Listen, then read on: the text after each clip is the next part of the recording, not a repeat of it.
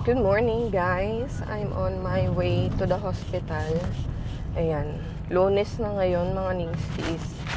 So, na-admit kami ng Thursday, Friday, Saturday, Sunday, Monday. It's our 4th day in the hospital. And yan, quick update, mama is doing well. Di ko alam kung napansin nyo doon sa vlog, from high flow oxygen, kasi sobrang baba ng oxygen niya, nag-transition na sila from high flow to traditional. So the doctor is very happy dahil kumbaga kaya na ni mama on her own, pero still naka-oxygen pa din sila to aid with her breathing, kasi nga hindi pa din ganun ka-clear yung right lung niya because of the aspiration pneumonia. Pero yesterday I was also there but I just didn't vlog. The doctor were able to show me yung comparison ng x-ray ni mama from the day na nagpa-ER kami hanggang sa yesterday yon. So nakita doon, ang laki talaga ng difference. So ang laki nung naitulong talaga nung meds niya doon sa condition niya. So, very happy din naman ako and satisfied kasi talagang nag-respond very well yung body ni mama doon sa mga antibiotics. And sobrang salamat din doon sa mga doctors and nurses kasi hinanap nyo talaga yung tamang gamot para kay mama doon sa condition niya. Kasi 'di ba? Ang bilis nag-respond dahil nagkasundo sila nung katawan niya doon sa medicine at saka yung current body condition niya. Mama is 87 years old na rin guys. So kumbaga, hindi na ganoon kalakas mag-recuperate or kabilis makarecuperate yung katawan niya, but still lumalaban yung katawan niya, and I am very very satisfied. So anyway, sobrang aga ko ngayon. It's only 9 o'clock in the morning. And marami akong aasikasuhin today since it's Monday.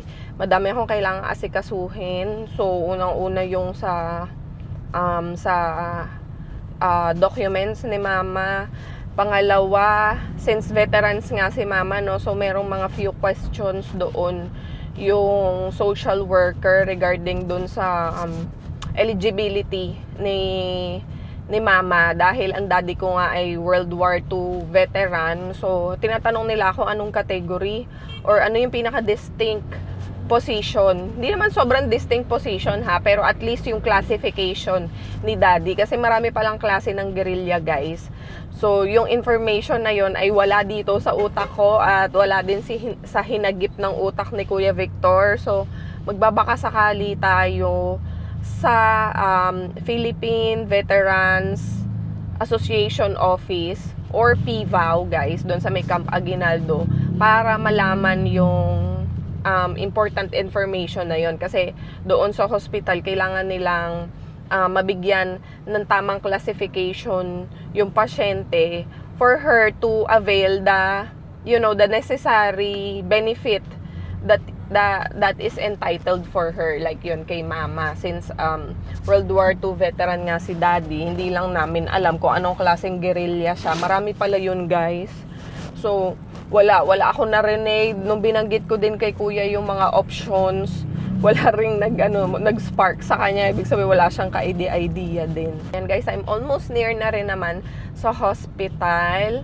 And first thing that I will do is talk to the director's office doon and to coordinate some concerns and details para doon sa sitwasyon ni mama, kasi nga siya kumbaga surviving spouse siya ng World War II veteran. So meron kaming mga few important details and matters to address. So baka hindi ko kayo syempre in respect to their privacy, hindi na natin yun i-vlog, but rest assured that I'll be updating you kung anong nangyari. So see you guys later.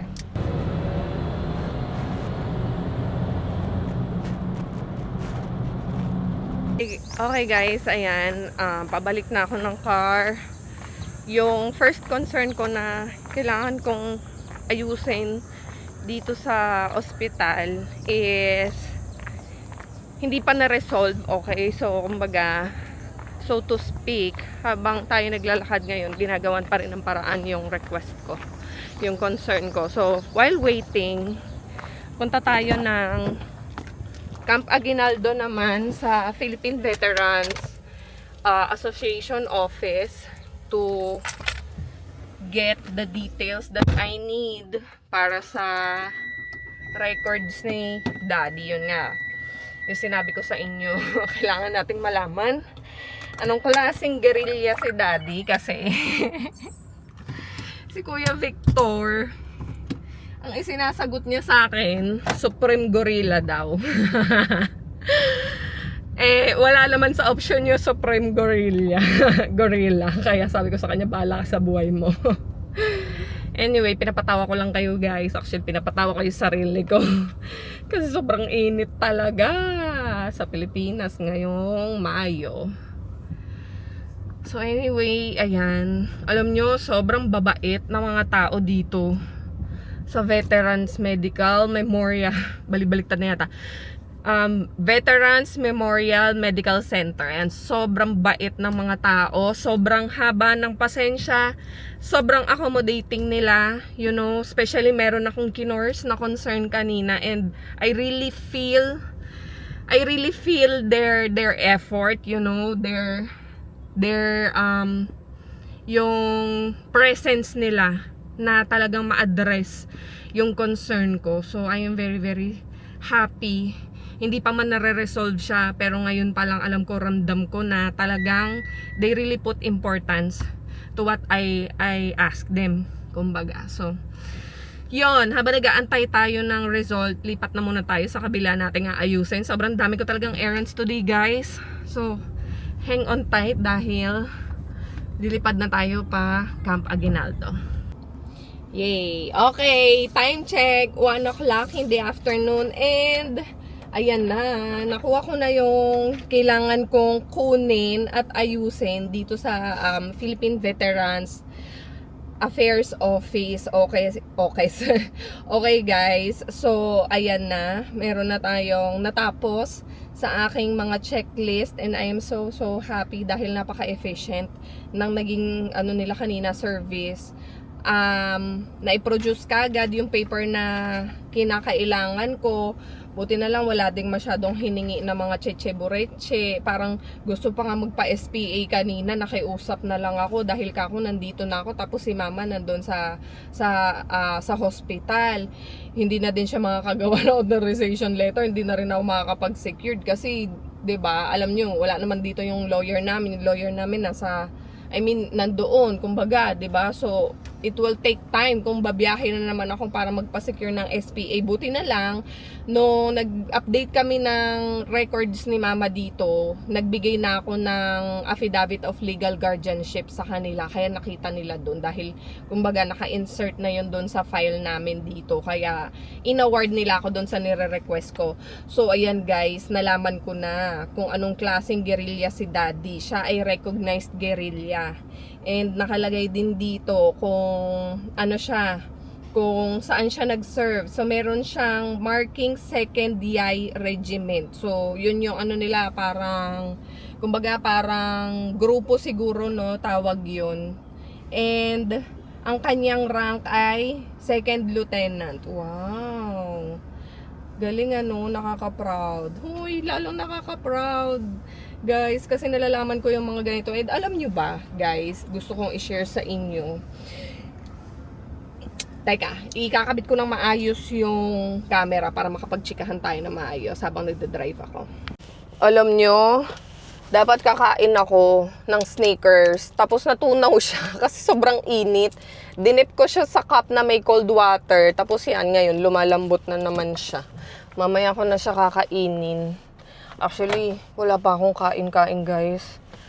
Nada, zero, just water. So, ayun na nga, gusto kong makipagtsikahan sa inyo. Alam nyo, bakit ako ganito kasipag? Ang dami kasi nagko-comment sa inyo na grabe daw yung energy ko, at saka yung tiyaga ko, at saka yung pagmamahal ko kay mama. Even though nalaman ko na adopted lang nila ako. Alam nyo guys, totoo yan. Ngayon, all the more na lahat ng ginagawa ko is merong weight and merong mas meaningful, kumbaga. Kasi lalo na yan dahil nga nalaman ko na adopted ako, 'di ba? Ngayon naman yung time ko to take care of mama. So talaga namang lahat gagawin ko. Yung the best ko ibibigay ko, and I will also always make sure na ginawa ko talaga yung lahat ng makakaya ko, lalo na ngayon, 'di ba, na nandun siya sa hospital. So, eto nga, balik tayo dito sa records ni Daddy na nalaman ko. Alam nyo bakit ako napaproud and nagagalak yung puso ko? Kasi yung pagmamahal ni Daddy kay Mama hanggang kamatayan ay talagang nandoon. Kumbaga, grabe, no? Yun pala yung sinasabi na in sickness and in health, till death do us part. Actually, parang hindi nga sila nag-part. Kasi alam nyo, kahit ngayon napatay na si Daddy, yung pagmamahal niya kay Mama, yung benefit ni Mama, na nararamdaman pa rin niya hanggang ngayon. Kumbaga, na-enjoy niya. And also, makes me realize, no, why siguro talagang pinagbutihan din ni Daddy yung trabaho niya noon, being a soldier, not only to serve our country but also to be faithful, and alam niyo yon, to be faithful and loving to his wife, 'di ba? Na kumbaga kahit nga mamatay siya, talagang hindi naman din kawawa si Mama kahit na wala na siya, kasi yung benefits, yung suporta, yan, yung hospitalization, 'di ba? Covered talaga lahat.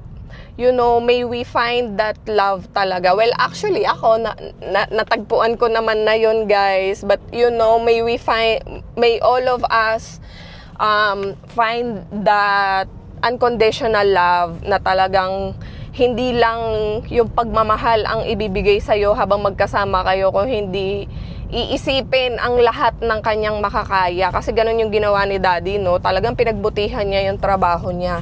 Para nga naman, kahit wala na siya dito sa mundo, kumbaga, Disney princess pa din yung asawa niya. Katulad niyan si Mama, 'di ba? Kita nyo naman, avail kami ng mga services, nakaka-caregiver pa yan si Mama because of, you know, yun nga yung service ni Daddy. So si Daddy, hindi lang siya naging faithful sa country dahil dun sa trabaho niya, but most of all, pinatunayan talaga niya yung pagmamahal niya at yung faithfulness niya kay Mama kahit wala na siya dito sa mundo. So, ayun lang, guys, nakakatuwa, grabe. Kaya naman nga, syempre, bilang bilang anak, hindi ko din naman talagang hahayaan na, 'di ba, ganyan-ganyan lang ang mangyari kay Mama. Kung si Daddy nga, pinagugulan niya yan ng panahon para, kumbaga, matamasa ni Mama kung ano yung meron siya ngayon. So ako naman, na bilang primary caregiver ni Mama, syempre, kaming dalawa ni Kuya Victor, ipaparamdam din talaga namin kay Mama na Disney princess pa din siya hanggang ngayon. Kahit na wala na si Daddy, bilang kami na yung mga naiwan na mga anak niya, we will also treat her the best way we can because she deserves it, 'di ba? So yun lang yung nakakatuwa. Di alis tayo. So, ayun, guys, balik na tayo sa hospital para maayos ko na yung yung pangalawa kong aayusin.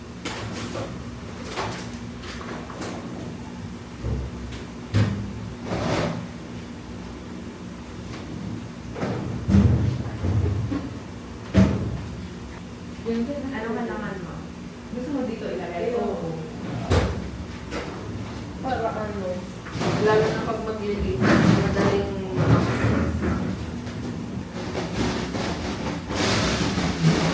ito, ano ba ito? Yan, ito lang. Dito nyo italo mo lang. Para yung master.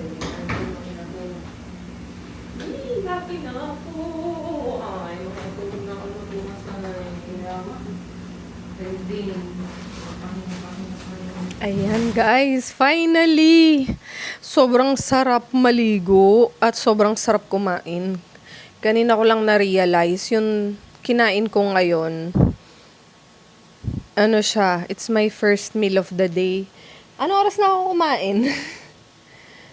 12, grabe. Para akong nag fasting ng 1 day. Grabe. Di talaga ako nakakain sa sobrang busy ko kanina. So anyway, the the thing that I've been meaning to say to you kanina pa na hindi ko ma-disclose, 'di ba? Pangako ko sa inyo sasabihin ko pag planchado na siya, ayun. So, nailipat na si Mama, guys. Na-release na si Mama from the ICU papunta sa regular room. So, thank God talaga dahil naka-recover yung katawan ni Mama. So, after nating magstay sa ICU for 3 days, tama ba? Thursday, Friday, Saturday, Sunday, oo, no? Almost 4 days. Um, naka-recover yung katawan ni Mama. Although, meron pa rin siyang support ng oxygen, pero binabaan na din yung setting. So, naka 2 na lang siya. Instead na 5 yung pinaka-highest setting ng oxygen for assist ng air, 'di ba? So, it's a very good sign, of course, dahil ibig sabihin nasusustain na ng sariling lungs ni Mama yung airflow sa body niya. Although, naka-monitor pa din siya kasi under antibiotics pa din siya for 7 days and nakaka 4 days pa lang kami. So, dire-diretso ang pag-administer sa kanya ng antibiotics. Also, other other services like chine-check din siya ng neuro and chine-check din siya ng cardio. So, bukod dun sa tinututukan siya ng pulmo, yun din yung mga iba pang binabantayan sa kanya. But, so to say, I am very, very happy to let you know, guys, that Mama is anong tawag dito? Nasasabaw na ako. So, ayan, I am very, very happy to share with you guys na si Mama ay recovering very well. And hopefully, no, by next week, makalabas na kami sa hospital. Tinatapos na lang daw talaga yung meds niya. And, ayun, so far, okay naman siya. Nakita niyo naman kanina, 'di ba? Very, very relaxed na din siya. And, nabawasan na din yung mga ginagawa sa kanya. So, unlike nung nasa ICU, kumbaga, tutok at saka maraming ginagawa sa kanya. So, ngayon, yun na lesson na purely administering naman ng antibiotics to talagang maklear yung pneumonia niya. Although, hindi naman na siya infectious. So, it's also a very good sign na magdire-diretso na yung recovery ng katawan ni Mama. And also, I just want to thank yung mga staff and nurses and doctors doon sa hospital kasi guys, sobrang patient din nila sa amin and talagang napaka-accommodating nila and ayun, maraming salamat din talaga kay Ma'am Rachel, kay Ma'am Star, ayan, kasi isa din sila sa nag-a-assist talaga sa amin and always checking on us kung komportable kami, kung okay ba si Mama, kung may kailangan ba kami, ganyan. So maraming salamat. Tapos kay Ma'am Princess at saka kay Ma'am Katrina, maraming salamat din po. Alam nyo na kung bakit ako nagpapasalamat sa inyo. So, kumbaga, hindi ko na, needless to say, my heart is very, very grateful for all the help and,